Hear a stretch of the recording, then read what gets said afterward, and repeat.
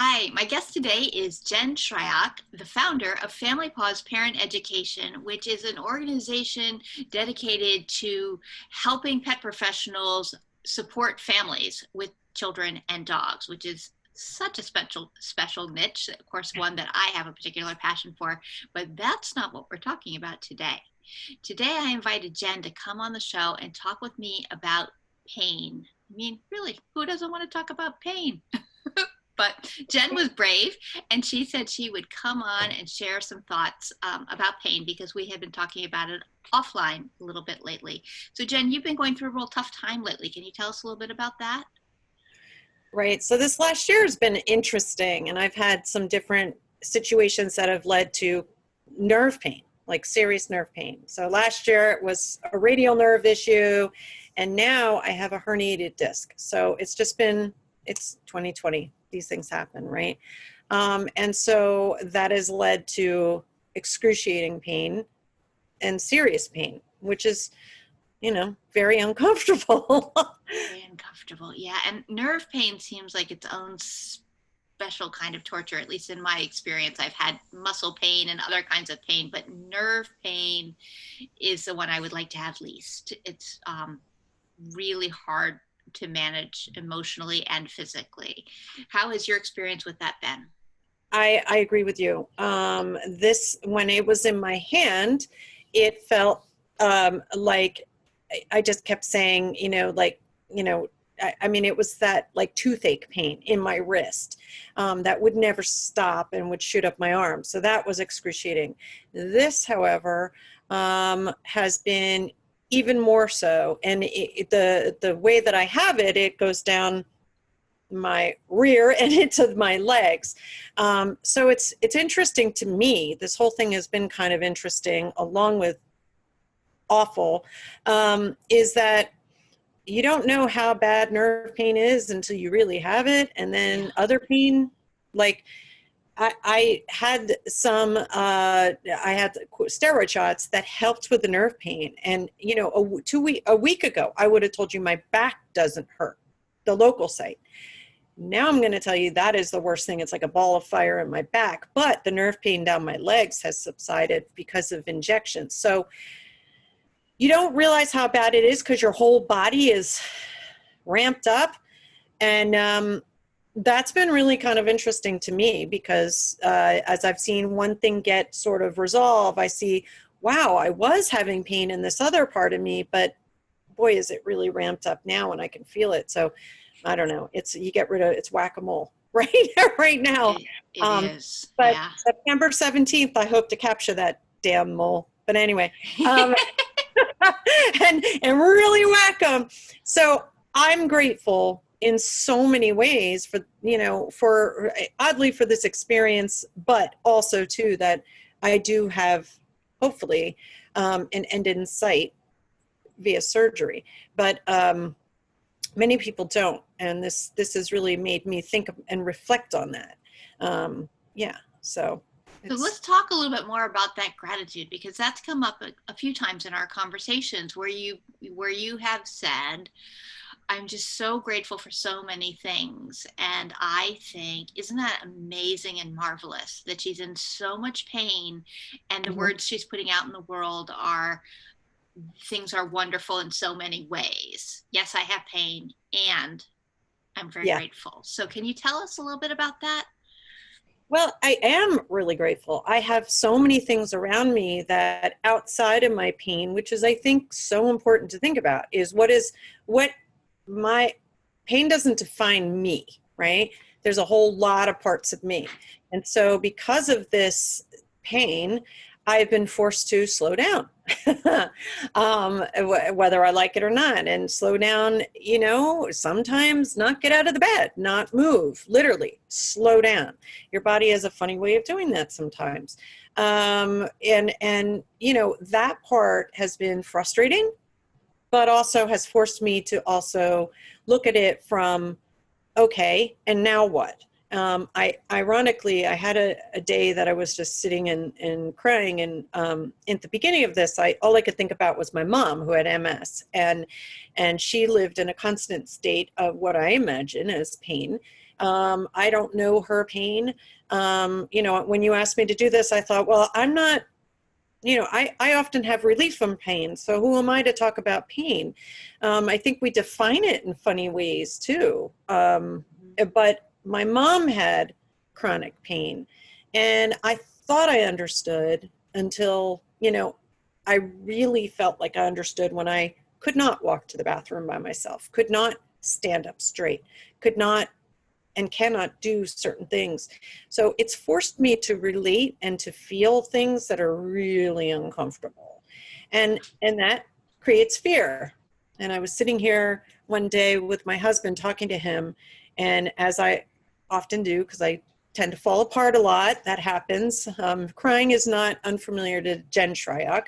I feel things deeply, but I was having a moment early on when I wasn't able to walk. And I was crying to my husband, who often does not know how to handle such deep, raw emotion. He's great. He's great. I'm not meaning that as a criticism. It's just not his area of comfort.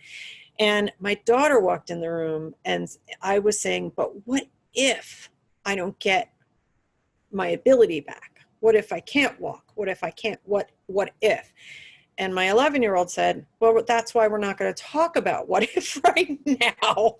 We're not going to talk about that. We're going to talk about what you can do, what you're able to do, and what you're going to do. And it stopped me dead in my tracks for several reasons. And I think just about hit my husband upside the head, like, wow, there's a response. And she was right. She was right. And she was really right. And I thought, wow, okay, so maybe you should be talking to Kelsey Ann. But seriously, it was a good point. And because it is hard. And so I really had to step aside myself and say, okay, what are all the things I'm so grateful for? Now, even though my legs are not working with me right now, I am grateful that they possibly will when I'm done with this, right? I'm grateful that I have that opportunity. I'm grateful that I'm able to strength build. I'm grateful for all those things. So even though I'm grateful they're there, right? They're a part of my physical being. And so it really forced me to stop and be very, very grateful. I've had more creative time during this time, I guess. When you're stuck in bed, I keep thinking, God, I need to listen to an audio. I love audiobooks. I need to listen to an audiobook or binge on Housewives. And do you know, I've done none of that. I've been so productive, just in a creative sense. So I don't know. And that is hugely to be grateful, because you and I have had the conversation about burnout as well. And you know that even a year ago, I might have told you, I'm done. I have nothing more to give. I'm done with Family Pause. I'm not sure what I'm going to do. But now I have felt so recharged and so in a good space. And I don't know. So I am in a very, very good place, despite what is happening to my body. Yeah, which is amazing and profound. And there are several pieces in there that I'd like to touch on. First, you said in the beginning, you were like, well, I'm not sure why you'd want to talk to me, because other people have it worse. And that's true. And we often get ourselves sort of stuck in this like suffering Olympics of like, right, well, my pain is real, but it's not as much as their pain. And so maybe I can't focus on my pain or pay attention to my pain. And that's so debilitating for us when we do that, because we should be just trying to alleviate pain wherever we can, and acknowledging and honoring the painful experiences others have, even when other experiences may be more. So I'm very grateful to you that you were willing to come and talk about this, because this is not an insignificant amount of pain that you have. And yes, there are people who physically have it worse, but there are so many people who have it better, and we don't need to be in a competition about that. And I had, a number of years ago, some nerve pain in my back. That is what I'm using as my frame for trying to understand yours. And that was horrific. And it had days where my legs felt weak, but I Yep. never had the level that you've had, which is that you weren't even able to rely upon your legs. But No.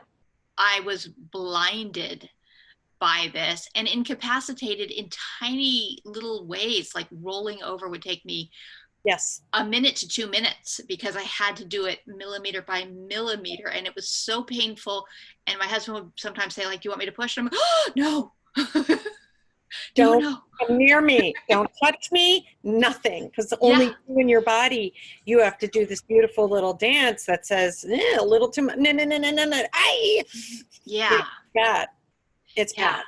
And that was where it was. So that at my worst point, when I'm assuming it herniated or extruded or whatever the heck it did in there, um, I've never seen the look on my husband's face like I did, other than when I was in transition during, during childbirth with no mm-hmm. medication. Like when I was in that point of, oh my gosh, but that was fleeting. Like that was really fast, as transition is.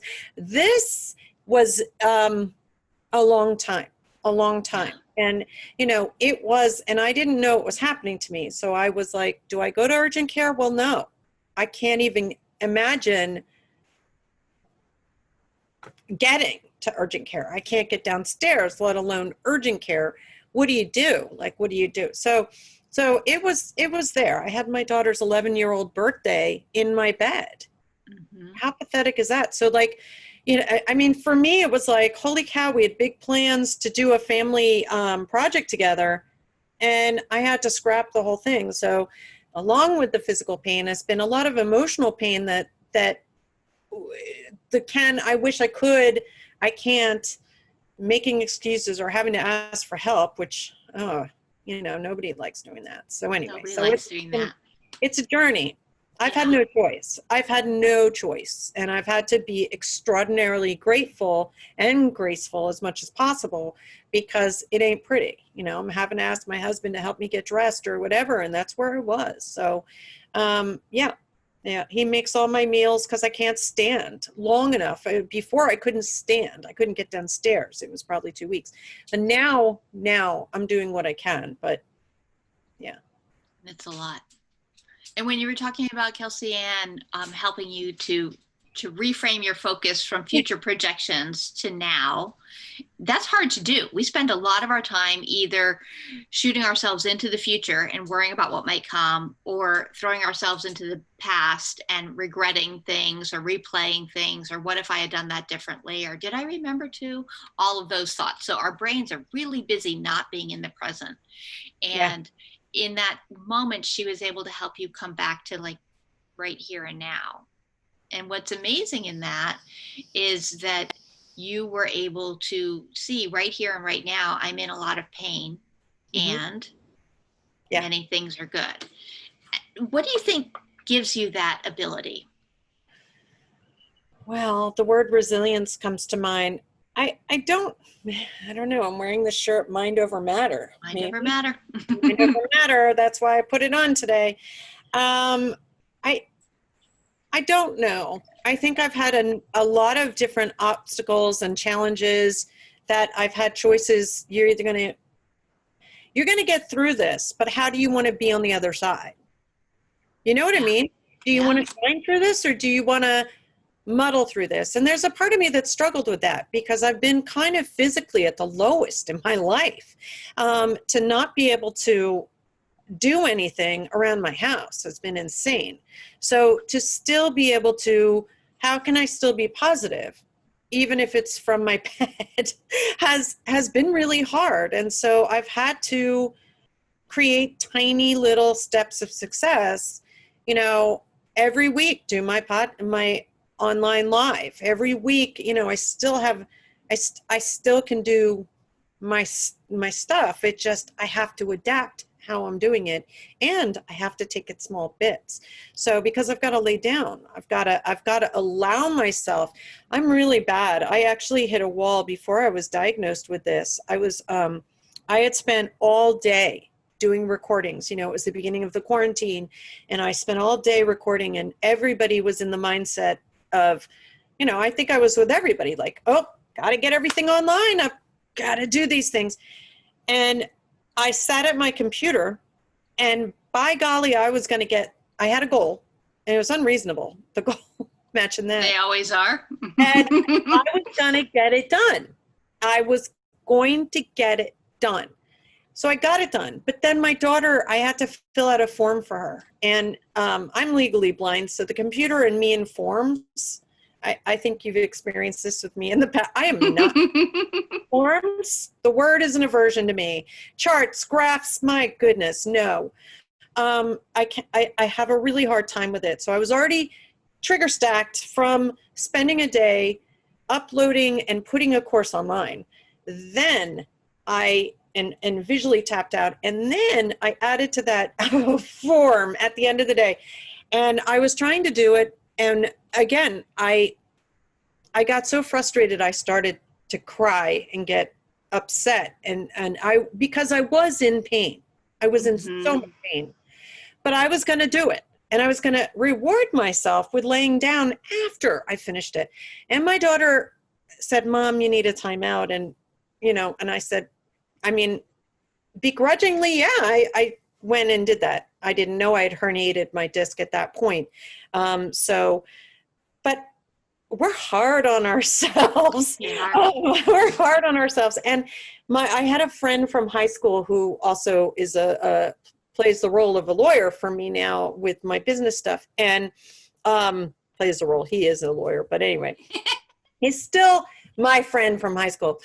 And he said to me, I asked him something the other day, and he said, "You're complicating things, Jen. You're just complicating things." And I'm like, "Oh, me? I never do that." He's like, "You can't think about all the what ifs." And I'm like, now this is twice I've heard this message. There must be some truth to this. So it's true. You can stay present. And presently, I'm grateful I can stand in the shower. Now, I know I talked to you at one point where I was grateful just to have my physical body parts to shower. Now I'm able to actually stand in the shower for a shower. So I don't know. Sometimes you have to take those small little bits, and it's really hard to go, in this moment, I can be grateful for that, even though it's tiny. You've got to be grateful for the tiny steps to get to the bigger steps, I think. Yeah. And I think that there's a real beauty in looking for tiny gratitudes. That's always been something that I've been attracted to, because I think that we tend to be pretty aware of our big gratitudes. But when we look and go in, when we zoom in tight and say, like, little tiny things, what am I grateful for? It's just overwhelming how many things there are that we can be grateful for. Yes. Gratitude runs a risk here, with that toxic positivity. Look on the bright side. And so if when you were in pain, I were to say to you, well, Jen, you really have a pretty great life. I mean, you have this lovely family and your husband's being so supportive. That would not have necessarily been helpful to you in that moment. And yet when you were able to make that shift on your own and say to yourself, there are things here. And it's amazing actually that your daughter was able to help you navigate that line, because perhaps if your husband had, even with the best of intentions, that might not have flown quite the same way. You're right. Yeah. Yeah. Well, and also too, it's been, so when I say a learning and growing process, there's been a part of me, because I did have somebody kind of say, I was talking about something, because it's not just been this, it's been, crazy on a lot of fronts right now. And I did have someone say, well, but you have this, kind of do that to me. And I actually was able to say, hold on. I'm sorry. That's not validating me right now. Right now in this moment, I'm having a hard time. And And sometimes it's great to be devil's advocate or say that, but right then that wasn't helpful, and it's been a process for friends too, because I mean, I don't know, so I've been able to receive that, wow, instead, and stand up for myself too, in that, yeah, right now it is hard. And there's a lot of other things, I don't know. I'm uncomfortable in that hard. I'm definitely uncomfortable in that hard. But I also know that that sometimes you're in that place where it's hard. Sometimes you're in the pits, but there's a lot of things in there. I think I posted this on your wall. There's a lot of good things. I don't know. There's a lot to explore in those darkest places as well. And sometimes I think being able to say, I understand other people. I understand all these experiences. I'm not in any way saying I'm not grateful. I am so grateful. But right now in this moment, I'm having a difficult time. And that doesn't mean in 5 minutes it's going to be difficult. It means right now. And, can you be in that with me? Just for a little bit. I don't like uncomfortable for long. I like humor. I like laughing. I like moving on very quickly. And I think when you ask me what has led me to this point, I think I've had to learn that. I've had to kind of, I don't know. I don't like using excuses. I do sometimes, of course, we all do, but I try really hard to step back and go in fix it mode. Why is this happening to me? What can I do about it? How can I improve as a person overall so that I don't get to this place again, or I'm better equipped if I should get in this place again? Well, two traits I've always admired about you are, first off, your willingness to acknowledge what is hard. That so often people just run from what's hard, and it's sort of like you said that when the injection relieved the nerve pain, then you realized your back was hurting. Yeah. Sometimes people are very busy going, I'm fine, I'm really fine, that they're not even really aware of what is so hard. And then secondly, your ability to be really curious about it. What's in this moment right now, and how can I use it? And that doesn't change the fact that it's hard. Right. But it changes so much your attitude and perspective and your ability to move through the hard, because every life is going to have hard parts. Every single life. None of us gets to have the easy life.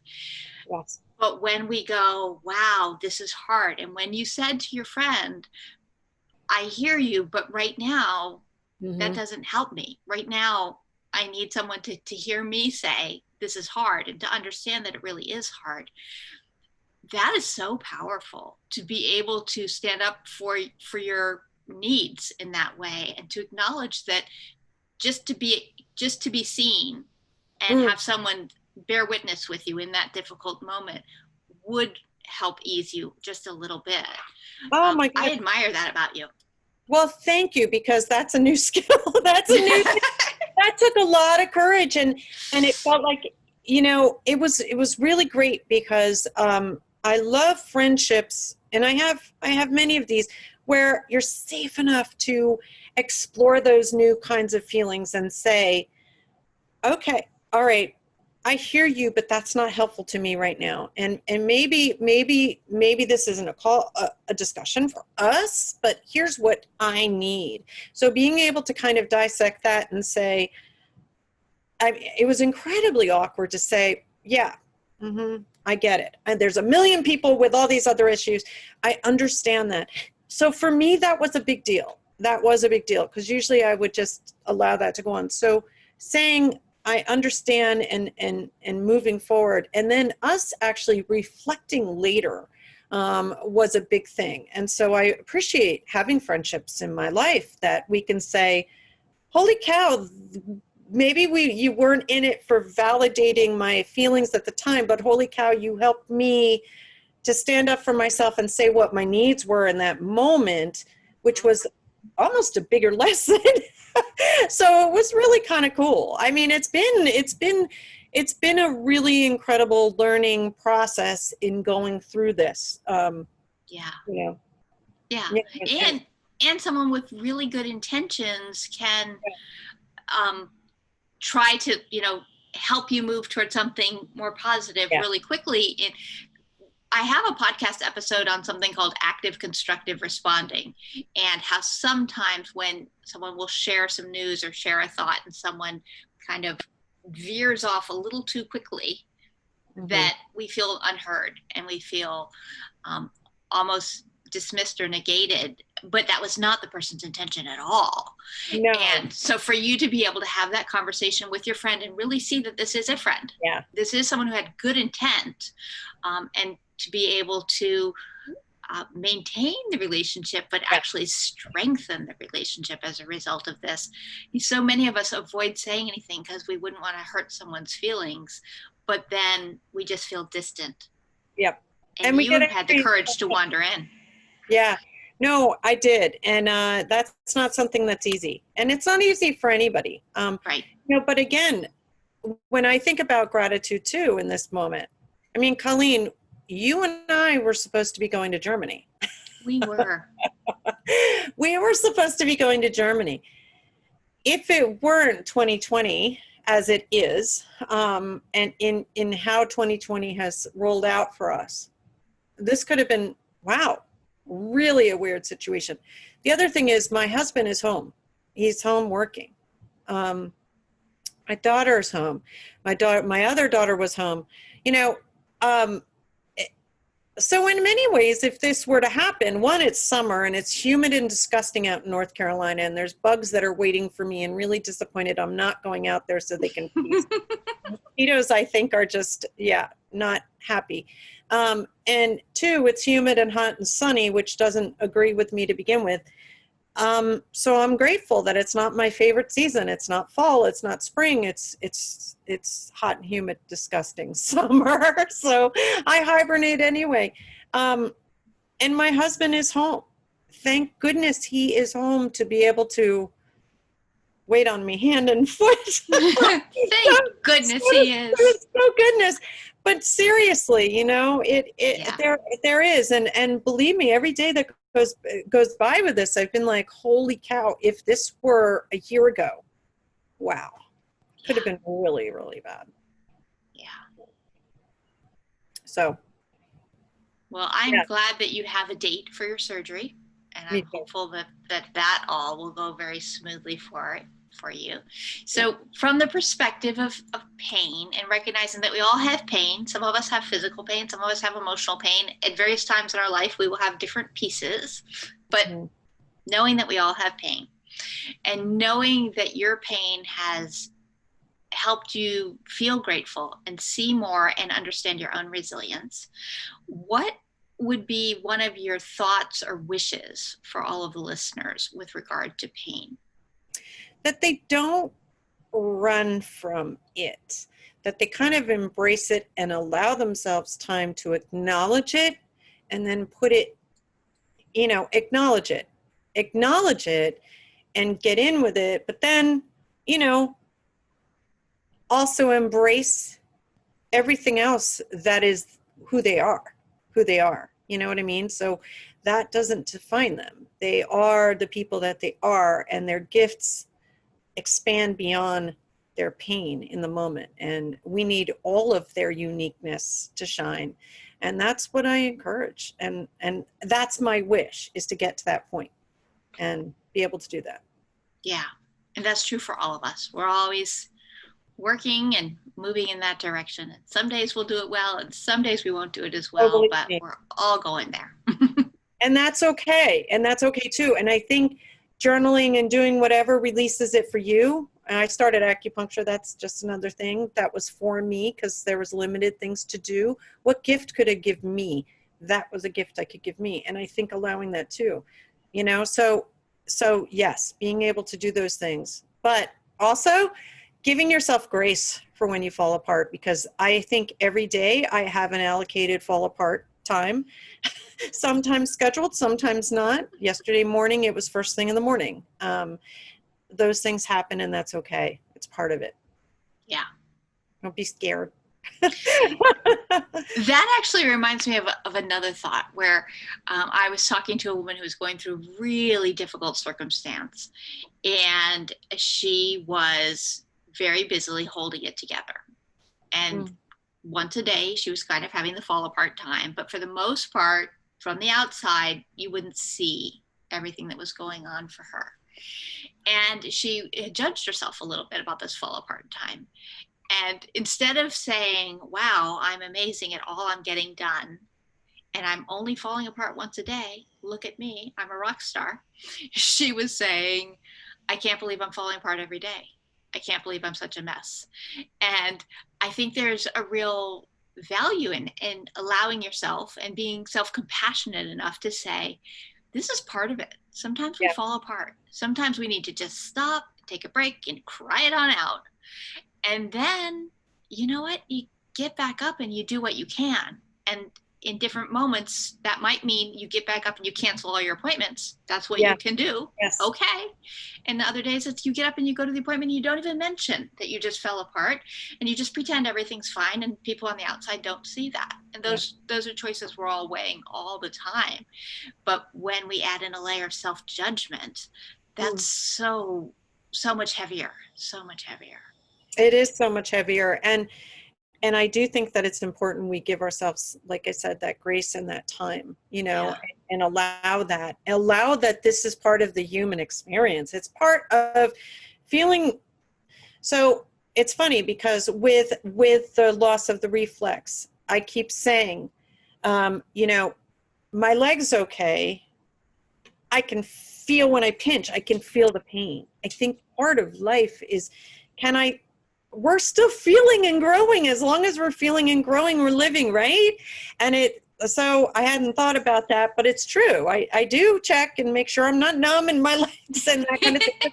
That is that's a legit concern when you have a herniated disc and that. But so yeah, the fact that we can feel is is actually a gift. And I think being able to feel and allowing it, not running, allowing it to play out, you know, but feel everything, not try not, and sometimes that's really hard. Sometimes there are definitely days, please don't misinterpret at all. There are days that I just can't get to that good place. And, I try to Yeah. write one thing, but I'm grateful that most days I'm able to get there even a little bit. Yeah. And I'm grateful that you were willing to talk with us about it, Yeah. because I think that we've all had those days when we can't do as much, and it's very easy to fall into the judgment piece of that. And so having Yes, the compassion and the grace is an important piece of that. it is. And Thank we you. have episodes on those, so I will link to those too in the show notes. So if people want to learn more about you and your work, what should they do? They can visit familypause.com, and they can also follow us on Instagram, Family Pause Official. And I would love that. I would love that. I'm trying to get better about that, promoting that. Family Pause Official. Okay, I will link all of that in the show notes, and hopefully people will find that and start following you on Instagram. Thanks so much for talking with me today, Jen. I really appreciate Thank it. you, Colleen.